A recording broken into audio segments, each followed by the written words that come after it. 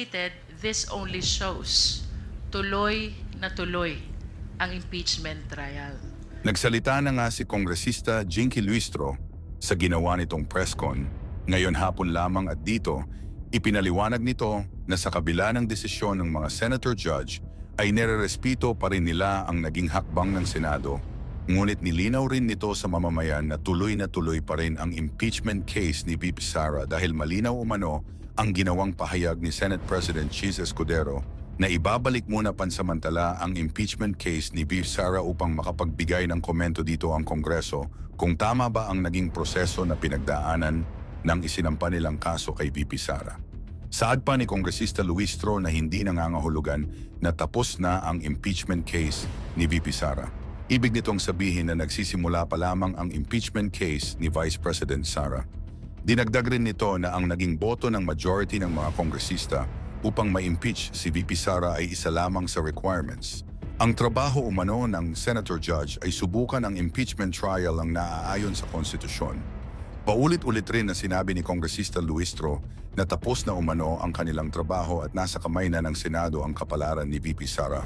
Yung regularity ng article of impeachment, hindi kaya yun magamit ng depensa para questionin nila na anong sasagutin nila doon sa summons. Well, in fact, the article of impeachment was remand to the House of Representatives. Under the rules, and even in ordinary courts, not just the impeachment court, yung service ng summons, that triggers acquisition of jurisdiction. And that is why I said earlier, we welcome this development. Bagaman naguguluhan po kami dun sa order kagabi, we are happy and thankful to the impeachment court because finally, the summons has been served already to the Vice President. And as I have stated, this only shows tuloy na tuloy ang impeachment trial. I wish to believe na yung hinihinging certification ng impeachment court is only a clarification or perhaps affirmation ng naging compliance ng Senate when we filed the impeachment complaint. But I wish to humbly invite the attention of the people to the ruling of then Presiding Officer Juan Ponce Enrile. That was during the time of the impeachment trial of Chief Justice Corona.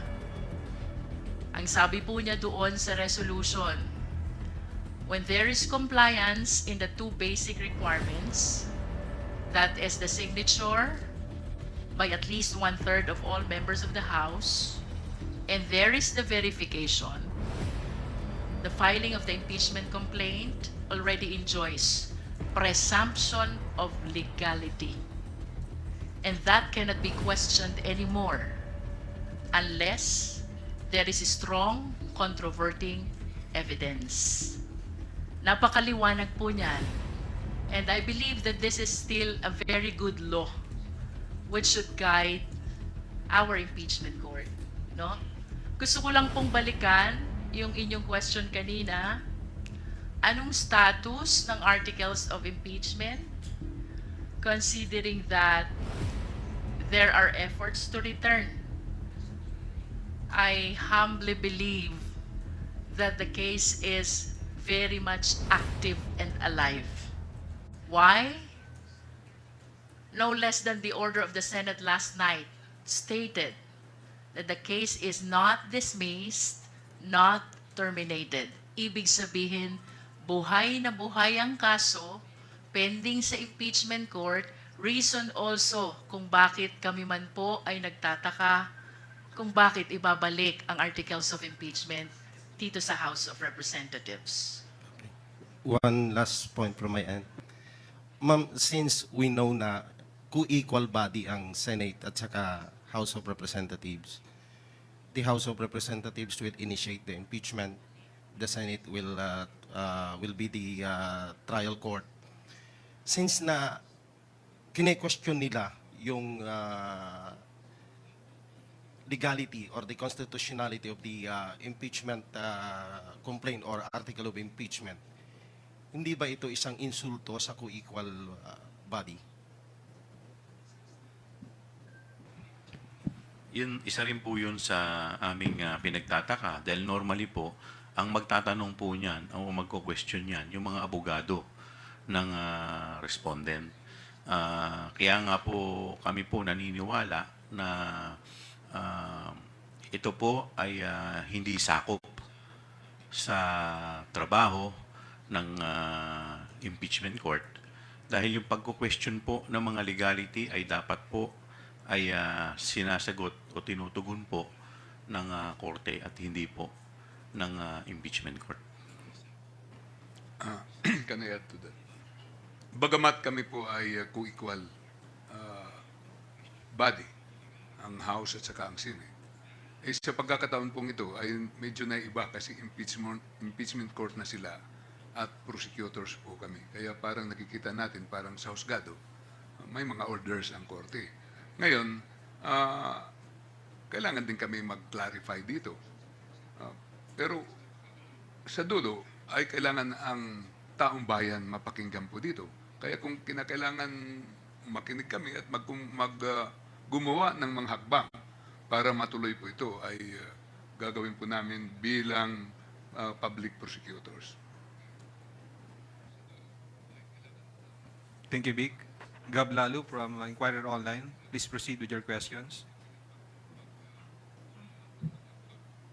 Sir, natanong na po, Sir Sen, ma'am, natanong na po kasi yung tungkol sa yung pagiging quasi-judicial ng impeachment court na merong mga proseso na ina-adopt yung impeachment court na galing sa mga regular na courts. Pero pwede kaya maging dahilan po ng Senate na dahil hindi naman sila korte, pwedeng mag-motion yung mga members ng yung mga senator judges. Pwede kaya maging dahilan yun. Kasi technically po sa korte, 'di ba, hindi naman po nagmo-motion ng judge. Tumatanggap lang po sila ng motion. Pero dahil quasi-judicial po, pwede po kayang mangyari yun.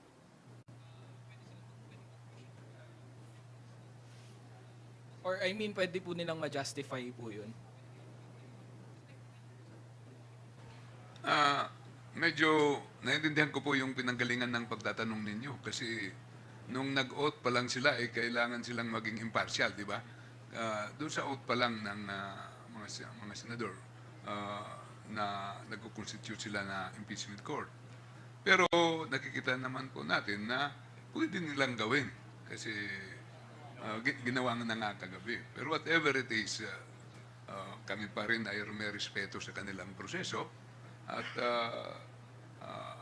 nagagalak din po kami na ipagpapatuloy po ito. Kaya nga, binigyan na ng summons ang ating Vice President. Second question po, nung meron po kasing previous briefing na sinabi ni Representative Zamora na hindi ipo-pull out ng House yung articles of impeachment from the Senate dahil walang mechanism sa 1987 Constitution to do that. Is this sentiment shared by everyone or would it be the basis of the clarification? As far as the prosecution panel is concerned, no? Maliwanag naman po sa Constitution. The House of Representatives has the exclusive power to initiate all impeachment cases. Tapos na po ang trabaho ng House of Representatives in as far as initiating the impeachment complaint is concerned. Hindi po tama na ito'y aming amyendahan at lalong hindi tama na ito'y aming i-withdraw.